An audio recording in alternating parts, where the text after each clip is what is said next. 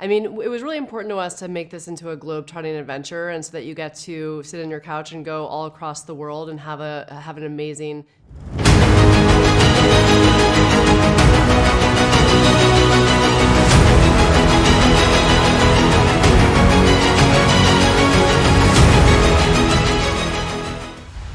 Before it's too late.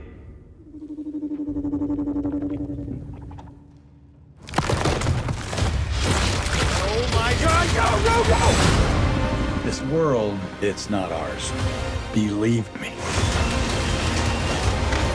It is so much more vast than we could possibly imagine.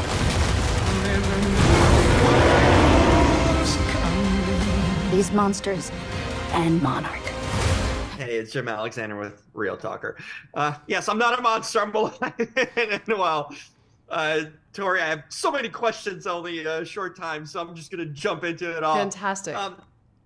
First of all, so for fans of the genre, the Godzilla, the monsters, I mean, I've seen some of the episodes, so I kind of have an idea here, but what can fans expect in terms of Easter eggs and sort of like hints or throwbacks or callbacks to the previous films that you tried to incorporate in this one while they enjoy the show?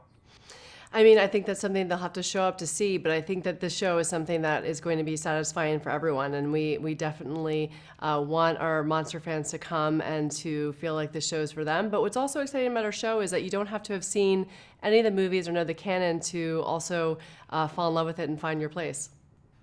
Mm-hmm. As a producer, I was just looking at the credits, and there's like multiple continents and coasts and everything this was shot on. How difficult is that, or fun maybe for your part to be doing it in Japan? And I thought I saw Hawaii, maybe. It's just all over the world in a way that this show is really brought to you. Yes. I mean, it was really important to us to make this into a globe-trotting adventure, and so that you get to sit on your couch and go all across the world and have an amazing time.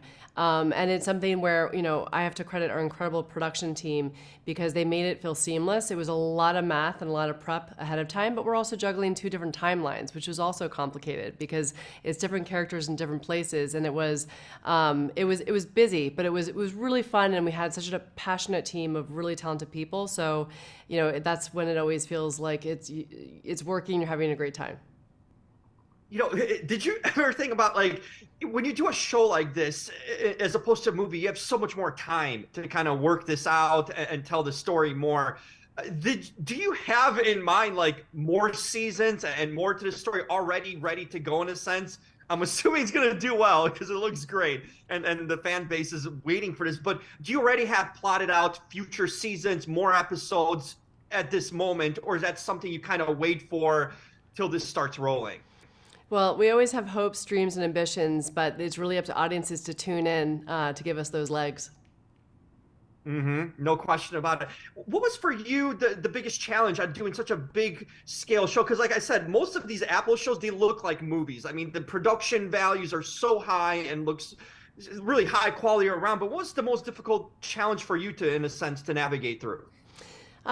I think the challenge is somewhere, meets the word opportunity, because I think that one of the things we were always wanting to balance is having that big spectacle, having our monsters, having it feel like a really robust, exciting world, but also really tending to that family drama and making sure that we're really engaged in the characters, because we do have the time and the privilege of spending with these characters in 10 hours. And how do we fall in love with them? How do we feel frustrated for them? How are we heartbroken with them?